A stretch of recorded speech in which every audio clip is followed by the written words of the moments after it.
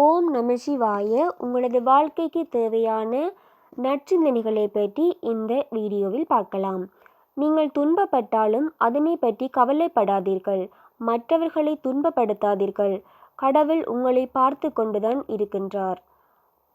பணிவை தருவதற்காக கல்வி கற்க வேண்டுமே தவிர பணத்தை தருவதற்காக அல்ல.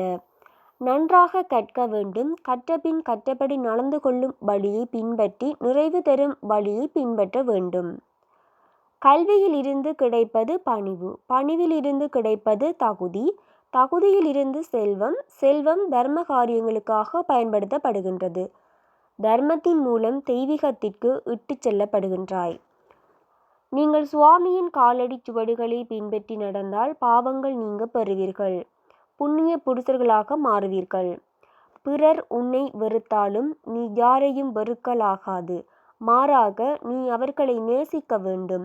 இதுவே கடவுளின் முக்கிய போதனையாகும். மனிதன் தானும் ஆனந்தமாக இருக்க வேண்டும். மற்றவரையும் ஆனந்தமாக வைத்திருக்க வேண்டும். இதுவே கொடுத்திற்கு திரும்ப பெறுவது ஆகும். உங்கள் இதயத்தில் இறைவனை ஸ்தாபித்து கொள்ளுங்கள். உங்களுக்குள் இறைவன் இருக்கின்றான் என்ற முழு நம்பிக்கையை வளர்த்து கொள்ளுங்கள். நல்ல எண்ணங்களுடனும் சலனமற்ற மனதுடனும் இடைவிடாத இறை சிந்தனையுடனும் நீங்கள் நல்ல செயல்களை செயல்படுத்த வேண்டும்.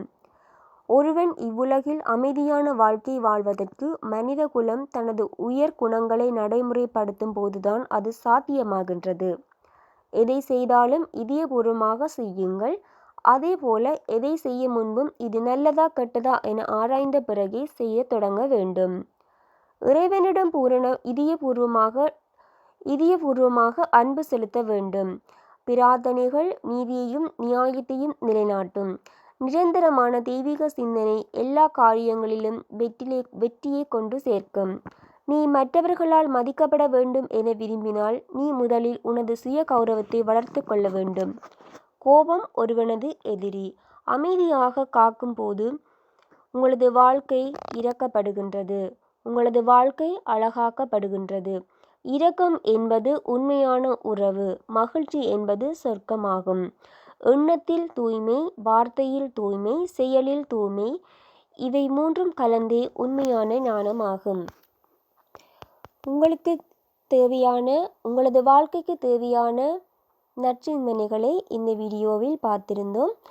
இந்த வீடியோ உங்களுக்கு பிடிச்சிருந்தா கமெண்ட் பண்ணுங்கள், லைக் பண்ணுங்கள், இந்த சேனலை சப்ஸ்கிரைப் செய்யுங்கள். நன்றி. ஓம் நம சிவாய.